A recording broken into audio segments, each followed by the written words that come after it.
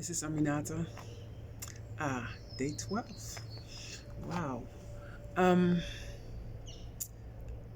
First of all, hope you took your breath today and get some sunshine on your face and put your feet into the earth. And actually, um, when I say put your feet into the earth, know that the earth is holding you up because, some of us cannot put our feet into the earth. Might be in a wheelchair, a bed, whatever, but know that the earth is holding you up because you are here. And I want to start with this story. This is a Chinese story about a farmer. And so there was this farmer, and he had this beautiful horse, and he had a lovely family. And one day this horse ran away. And his neighbors were quick, like, oh man, you're so unlucky, you're so unlucky. Look at what has happened to you. This great, unfortunate thing that has happened to you. You are so unlucky. And the farmer said, well, you never know. You never know. This is good or this is bad. Let's just say we never know. So anyway, it was quite unfortunate, because he was relying on this horse. But after about a week or so, the horse returned. And the horse returned with this wild stallion, a beautiful wild stallion. And the neighbors quickly were like, oh, look at you. You are so fortunate. You are so lucky. And the farmer went like, well, you never know. Never know if it's good or it's bad. And these, these neighbors were getting quite irritated. Like, oh, look at you. When we say you're unlucky, mister, you don't know. Now when we say you're lucky, you're still not happy. What's the deal here? I'm sure that's the way they talked in ancient China. Anyway, so, so again, he's like, you never know. And he was appreciative that the horse came back with an extra horse. But the horse was wild. So the horse needed to be tamed. So the farmer instructed his son to tame the horse. So the son went to tame the horse, but this is not an easy task. And the horse started bucking and jumped and injured the son so badly that he broke his son's leg, and that it looked like this son was going to keep a limb. And so, the neighbors like, see, we told you this luck of you didn't last all that long after all, huh? So look how unlucky you are. And the farmer went, you never know. Don't know if this is good or if this is bad. You just never know. And so the son healed up, but like I said, he kept a limp. And, maybe even a little bit of pain, but he functioned quite well, but with a limp. And so then time came to pass that the country had to go to war. And all the young men were being called up to serve in this war, except for one. And that was the man's son, because he had a limp. And that's why we say, you never know. What might seem like a bad situation might have some positive in it, and what might seem like positive right now might always flip. And that's a story from China. And I'm starting with this story because yesterday I talked with a friend of mine, a dear friend of mine, and talking about the situation, and who said, I'm really concerned. I'm really concerned about the mental health. Especially if we still have a couple of months to go. This whole sitting inside and being cut off from people, I'm really concerned, and I shared their concern. I was like, yeah, I'm concerned too. And then they shared, with me, that the children's hotline for child abuse has been blowing up since people have to stay inside. And truth be told, that is something I'd been thinking about too, in cases of domestic violence, what this might do. If you're in a situation where somebody is abusive and now you are forced to be indoors all the time, you don't have that reprieve, what might that do?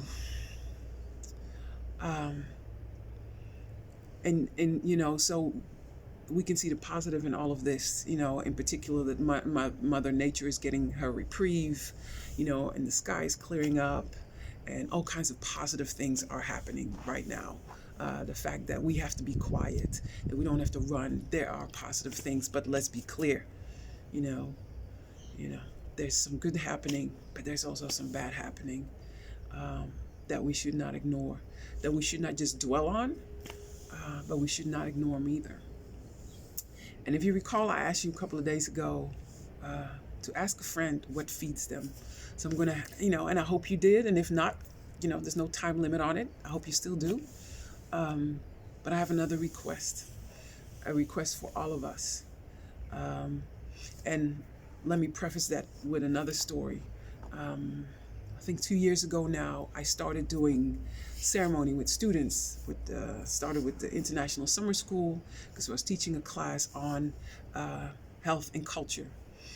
And so when it came to traditional health systems, I called my cousin, because my cousin is Marita, because she's the cousin on anything in terms of our traditions and culture. So, Marita, I want to do something with these students. What can we do?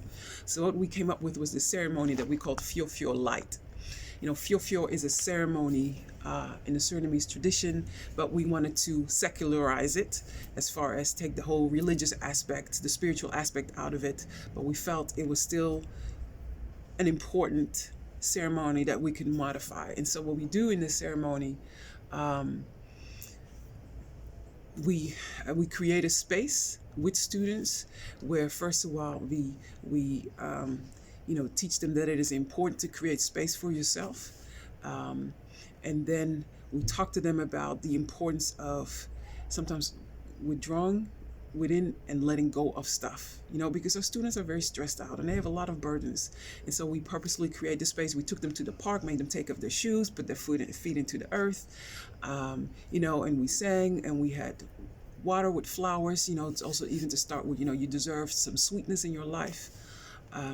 Then what we did, we poured libations for each student. We poured libations for everybody on their father's side and everybody on the mother's side, and we thanked their people for allowing them to be with us, and we honored that, and we asked for their strength to support these young people. And then we gave them each a cup of water and told them, now go and and kind of get quiet and meditate, and whatever it is that you need to let go, that you need to speak on, whether it's stuff that you did, stuff that was done to you, stuff that's bothering you, get it out, right? And kind of talk, and when you're ready, and you've done it all, then you pour that water into the earth. So we did that. So that was, and we sang some Surinamese songs. So we did that. So I've done that twice now. And last year I went to Mexico with my friend Rosalba and her husband Rolando. And the students had a hard time getting there, and they were stuck at the airport, and all kinds of stuff happened. And then we are there, and we learn about social justice and the struggle of Native people. So it's all this heavy stuff, and they already had gone through all this stuff. So, I asked Rosalba and Rolando, would you mind if we do a ceremony with them? And they said, sure. And one of the people that we worked with was Valiana, and Valiana is from Mexico. And she's Mayan, native, and so I kind of shared what I wanted to do, and Valiana said, well, I have a ceremony too. And I was like, oh, wonderful. So we combined the two ceremonies. And so what happened, we opened with a Native American cleansing song that my godmother taught me, and then we did, the pouring water for everybody on their father's side and mother's side and asking for strength, and then we gave them instructions to talk with themselves and to let go all the heavy stuff that they needed to let go. And then Valiana came and did her prayer.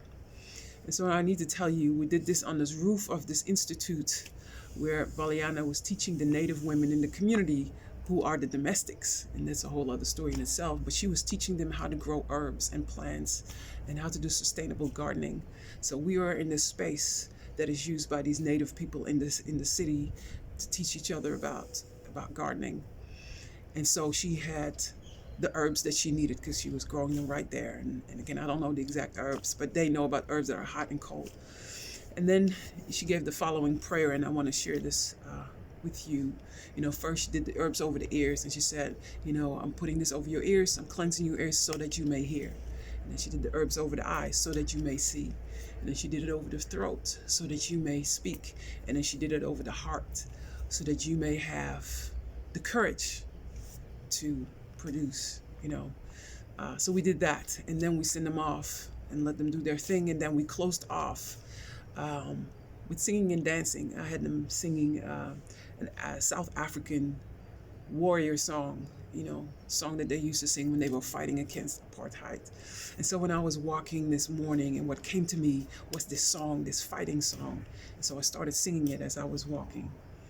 And so what came to me was to share with you the following. And so this is my request to all of you to kind of hold space today for those who might be in abusive situations. For those who being inside and being together is not necessarily safe, because we talk about being safe from the virus. But for some of us, safety has different meaning. And, and a lot of times we think of male perpetrators towards female or children, but, this is not gender bound. There are female perpetrators. There are young people who are abusing their elders. So it's not about age. It's about how we treat each other and how we dehumanize each other. And that can be physically, it can be emotionally, it can be, other ways. So I want to ask all of us to hold space for them today. And for those who are being abused, my prayer is that you may hear, that you may see, that you may find your voice and the courage to bring it down to one thing that you can do, because I want you to be wise, because again, your safety comes first. But do one thing, and maybe you can use this time to make a plan. Maybe you can use this time to break the silence and write somebody a letter, or make the decision to make the step to tell one person about your situation, right? Bring it down to one thing that you can do. And so use this time to be inside, first of all, to be safe, but to put your energy. So my prayer for you is that you find the courage, the space to do that one thing, whatever that may be. And so for those of us who are not in that situation, I'm going to ask you two things.